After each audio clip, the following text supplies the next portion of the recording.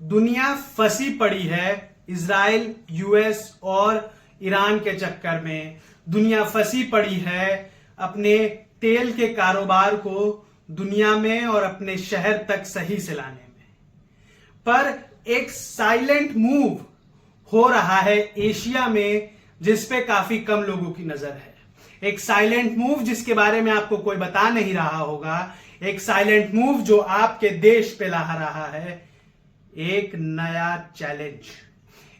Challenge जो भारत जानता है उस पे आएगा, पर कितना जल्दी और कब तक हम उसके इंतजार में अपनी खैर मनाएंगे ये नहीं पता। आपको अगर पता नहीं है तो चाइना ने एक नया कॉन्टी बनाया है सेनलिंग करके, जहां पे वो अब एडमिनिस्ट्रेटिव कंट्रोल करने जा रहा है। सेनलिंग कॉन्टी जो है बहुत पास में है पीओके के, जो एक पार्ट होगा सीपीईसी का, और जहां से वो ट्रेड रूट्स पे कंट्रोल कर सकता है। चाइना ने एक नया सीपीईसी एडमिनिस्ट्रेटिव सेंटर बनाया है, आप ये समझ सकते हैं। सीपीईसी क्या है अब हम इसको समझते हैं। सीपीईसी है चाइना पाकिस्तान इकोनॉमिक कॉरिडोर, जहां पे वो पाकिस्तान को इकोनॉमिकली फंड करता है, वहां इन्वेस्ट करता है, इंफ्रास्ट्रक्चर बनाता है, या कहें पाकिस्तान को भारत के खिलाफ भड़काता है, उसको यूज करता है।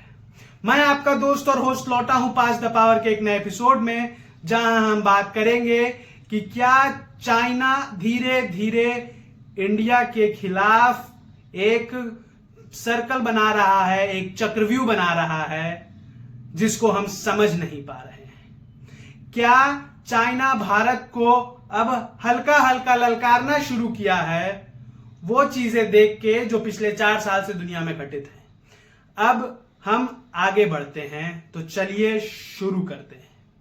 पिछले 4 साल से दुनिया में क्या घटित है? पिछले 4 साल से दुनिया में घटित है यूएस और ईरान की लड़ाई। पिछले 4 साल से दुनिया में घटित है यूक्रेन और रशिया की लड़ाई। पिछले 4 साल से हो रही है जगह जगह लड़ाई, कभी कोलंबिया में, कभी क्यूबा को, और कभी ग्रीनलैंड को आंख दिखाते घूमता है अमेरिका, तो कभी यूक्रेन पे हमला कर देता है रशिया।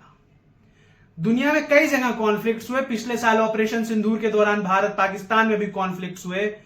नेपाल में इंसर्जेंसी फैली और बांग्लादेश की पीएम भाग के चली आई। पर क्या चाइना, वो देश जो भारत को एकमात्र जंग 1962 में हराया था, क्या वापस से वो भारत को ललकार रहा है?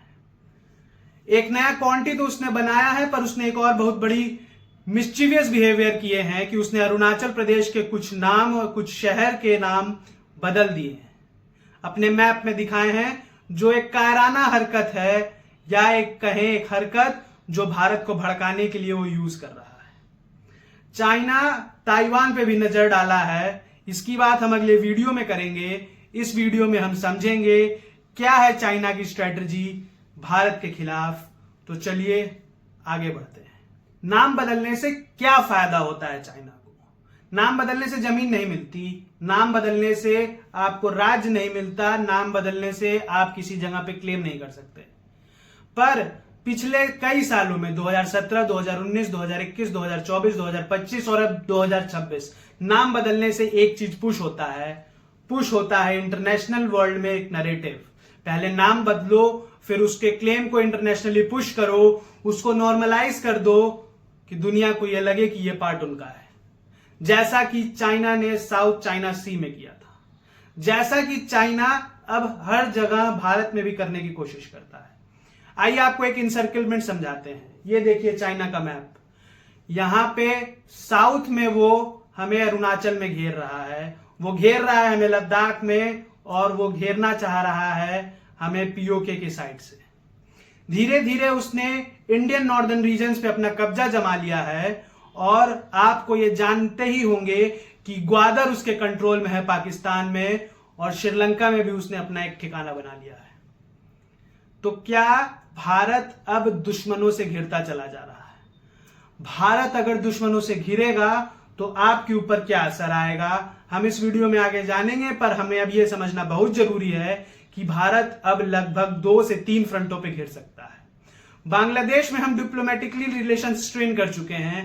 पाकिस्तान से पिछले 80 साल में हमारे कभी रिश्ते बहुत अच्छे रहे नहीं हैं और चाइना हमें आगे बढ़ने देना चाहता नहीं है। यह मुश्किल वक्त है भारत के लिए और भारत अब इसमें पीछे नहीं हटेगा। मैं कहता हूं दोस्तों, हर एक भारतीय को इस वक्त अब भारत का साथ देना पड़ेगा। क्यों? क्योंकि अगर आंतरिक मामले कम होंगे तो हम बाहरी दुश्मनों से ज्यादा अच्छे से लड़ पाएंगे। जैसा कि देखा गया था 1962 की जंग के बाद, जब भारत में हरित क्रांति हुई थी, जब भारत में क्रांति हुई थी कि दुनिया अब भारत के अनाज को खाती है, वैसी शौर्य और वैसा पराक्रम भारत को वापस दिखाना होगा आने वाले समय में।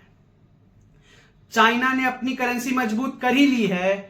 यूएस और ईरान की लड़ाई के बीच वो स्ट्रेट ऑफ हॉर्मुज में अपने करेंसी में ट्रेड कर रहा है।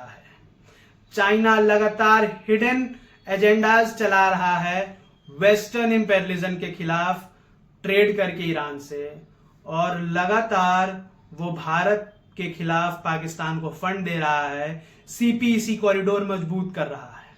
अब हम समझते हैं कि वहां पे काउंटी बनाने से क्या फायदा।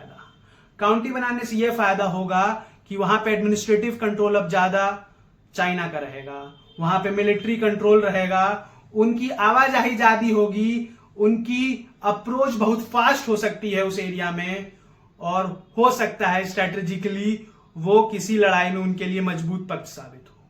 इसका आपकी जेब पे ये असर पड़ेगा कि चीजें कुछ दिनों के लिए महंगी हो सकती हैं। आपको यह पता होगा कि ताइवान जो चाइना के कंट्रोल में है, जहां चाइना का कॉन्फ्लिक्ट होता है, वहां पे चिप्स बनती हैं जिससे एआई इंडस्ट्री के आरएनडी को बहुत ही ताकत मिलती है। उसका बेस है एआई इंडस्ट्री के आरएनडी का। हो सकता है भारत में स्टॉक मार्केट्स आईटी इंडस्ट्री के कुछ दिन के लिए गिर जाए। हो सकता है आपको कुछ दिन का वेतन कटना पड़े, पर कुछ कह नहीं सकते अगर लड़ाई हुई तो।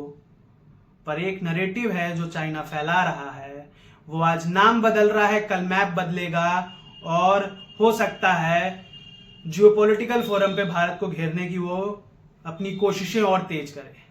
भारत को यहां कुछ थोड़ा सेफली खेलना होगा, उसको जियोपॉलिटिकली अपने सॉफ्ट स्किल को यूज करके इसके लिए प्रोटेस्ट दर्ज कराना होगा, जो भारत ने कर दिया है अरुणाचल प्रदेश के मामले में। भारत को अब अपने तरफ के बॉर्डर पे इंफ्रास्ट्रक्चर तेजी से डेवलप करना होगा, और भारत को अब एक नए फ्रंट पे कैसे लड़ना है इसकी स्ट्रेटजी बनानी होगी। यह तो बात हुई सॉफ्ट स्किल्स की। हार्ड स्किल में भारत अपने आरएनडी को आर्मी के लिए जो कर रहा है उसको और तेज करना होगा।